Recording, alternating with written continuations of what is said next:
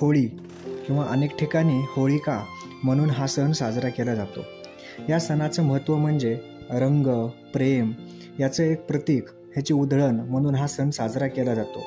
तसेच आपल्या प्रत्येक सणाप्रमाणे या सणामागं देखील एक उद्देश आहे, तो म्हणजे असा की वाईटावर हा चांगल्याचा विजय आणि वाईट मनोवृत्तीवर, वाईट प्रवृत्तींवर हा चांगल्या प्रवृत्तींचा विजय. वसंत ऋतूचा सण म्हणून देखील होळी साजरा केल्या जाते. राधाकृष्ण यांचं एक शाश्वत आणि निरपेक्ष असं हे प्रेम आणि ह्या दैवी प्रेमाचं प्रतीक म्हणून देखील रंगोत्सव देखील साजरा केला जातो आणि होळी हा सण मोठ्या प्रमाणामध्ये संपूर्ण भारतात साजरा केला जातो.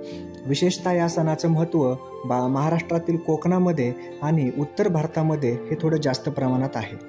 वसंत ऋतूचे आगमन झालेले असते आणि फाल्गुन महिन्याच्या पौर्णिमेच्या संध्याकाळापासून म्हणजे मार्चच्या मध्यभागी, ह्या ग्रेगरियन कॅलेंडरनुसार मार्चच्या मध्यभागी हा होळीचा सण येत असतो. होलिका दहन या दिवशी केले जातं. या मागं काही पौराणिक अशा कथा आहेत. या कथा असं सांगतात की एकदा हिरण्यकश्यपू नावाचा एक राक्षस होता. तो राक्षस एवढा उन्मत्त आणि उदात्त झाला होता की त्याला असं वाटत होतं की हे संपूर्ण ब्रह्मांड आपलंच राज्य आहे. त्यामुळे देवता म्हणून हिरण्यकश्यपूची म्हणजे त्याचीच पूजा सर्वत्र केली जावी. कोणीही त्याच्या राज्यातल्या लोकांनी इतर कोणत्याही देवताची पूजा करू नये किंवा नामस्मरण करू नये असं त्यानं एक प्रकारे फतवाच काढला होता. आणि जर कोणी तसं करत असेल तर त्याला शिक्षा करण्याचं काम हा हिरण्यकश्यपू करत असे. हिरण्यकश्यपूला गर्व एवढा झाला होता आणि त्याचा अहंकार तर खूप वाढला होता आणि अनन्वित अत्याचार तो त्याच्या प्रजेवर करत असे, कारण त्याला देव म्हणावं आणि त्याचीच पूजा केली जावी असं त्याचं म्हणणं असत होतं. त्याच्यापेक्षा सर्वश्रेष्ठ कोणीच नाहीये असं तो मानू लागला. परंतु त्याच्याच घरामध्ये त्याचा मुलगा म्हणजे प्रल्हाद, हा प्रल्हाद म्हणजे प्रभू विष्णूंचा भक्त होता. सारखं केव्हाही त्याच्या तोंडामध्ये नारायण नारायण असंच प्रभू विष्णूंचं नाव होतं. परंतु ही गोष्ट मात्र हिरण्यकश्यपूला जेव्हा समजली तेव्हा त्याला या गोष्टीचा खूप त्रास झाला आणि तेव्हा हे सर्व राज्य आपल्यासोबत असताना देखील आपण स्वतःला देव म्हणून घेतो, परंतु आपल्याच घरी आपला मुलगा हा आपला शत्रू म्हणून जन्माला आलेला आहे आणि हा आपल्याला देव न मानता विष्णूला देव मानतो. यामध्ये त्याला स्वतःचा कमीपणा जाणवला. यासाठी त्याला त्रास होऊ लागला. म्हणून त्याने प्रल्हादाला मारण्याचे ठरवले. विविध उपाय करून पाहिले, परंतु भक्त प्रल्हादाला मात्र कशाच प्रकारे मारता येईना. शेवटी त्याची मदत करण्यासाठी हिरण्यकश्यपूची बहीण म्हणजे होलिका ही आली आणि होलिकेनं असा वर प्राप्त होता की तिला अग्नी काहीच करू शकणार नाही. म्हणून होलिकेनं भक्त प्रल्हादाला स्वतःच्या मांडीवर बसवले आणि एक भल्या मोठ्या प्रकारची आग रचून ठेवली, चिता रचून ठेवली आणि त्याच्यावर जाळून घ्यायला चालू केलं. परंतु त्यावेळी देखील भक्त प्रल्हादाने प्रभू विष्णूंचं नामस्मरण केलं आणि प्रभू विष्णूंनी त्याला साथ दिली. परंतु यामध्ये होलिकाच जळून खाक झाली, नष्ट झाली, तिची राख झाली आणि भक्त प्रल्हाद मात्र वाचला. यावरून अशी प्रचिती येते की जेव्हा तुमची खरी श्रद्धा असते, खरी निष्ठा असते आणि तुम्ही मनोभावे त्या देवाची, त्या प्रभूची नामस्मरण करता, त्यावेळेस तो प्रभू, तो देव प्रत्येक क्षणाला, प्रत्येक वेळेला तुमच्यासाठी धावून येतो. अशा प्रकारेच भक्त प्रल्हादासाठी विष्णू धावून आले आणि ह्याचं वाईटावर चांगल्याचं प्रतीक म्हणून तेव्हापासून होलिका दहन करतात आणि हा होळी सण उत्साहात साजरा केला जातो.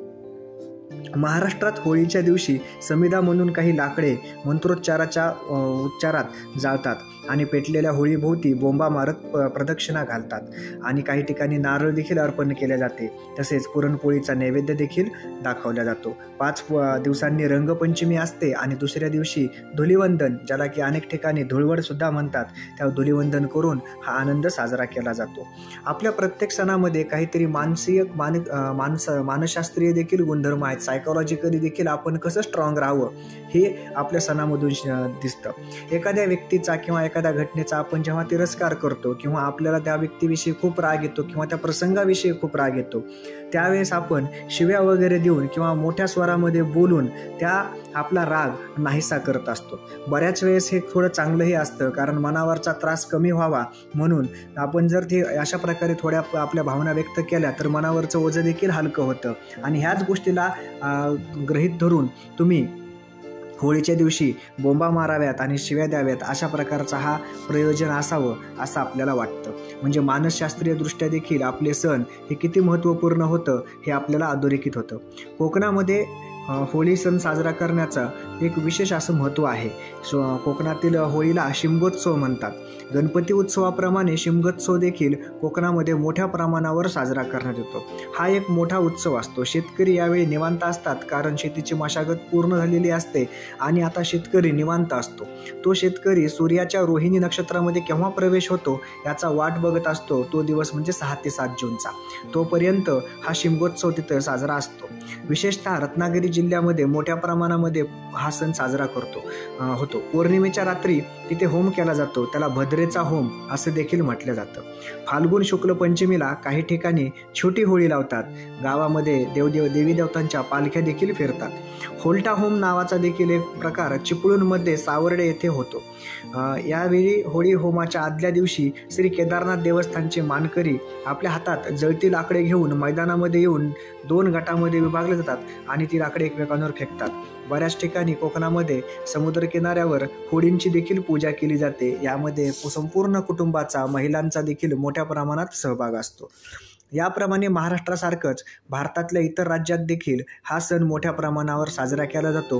विशेषतः वृंदावनला आणि पुष्करला मोठ्या प्रमाणामध्ये होळी उत्सव साजरा केला जातो आणि रंगोत्सव देखील साजरा केला जातो. वेगवेगळ्या ठिकाणी वेगवेगळ्या नावांनी देखील भारतामध्ये होळी सण प्रचलित आहे.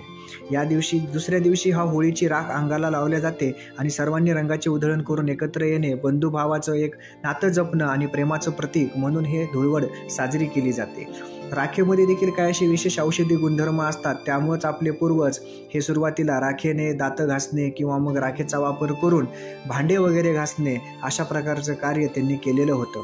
आता भारतामध्ये उत्तर प्रदेशामध्ये या सणाला लठमार होळी म्हणतात.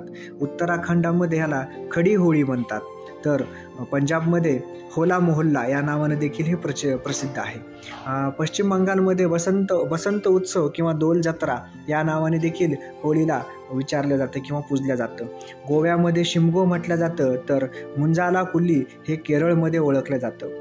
बिहारमध्ये फागुआ आणि आसाममध्ये फाकुआ या नावाने देखील होळी साजरा केली जाते. अशा प्रकारे वाईटावर प्रतीक एका चांगल्याचं म्हणून होळी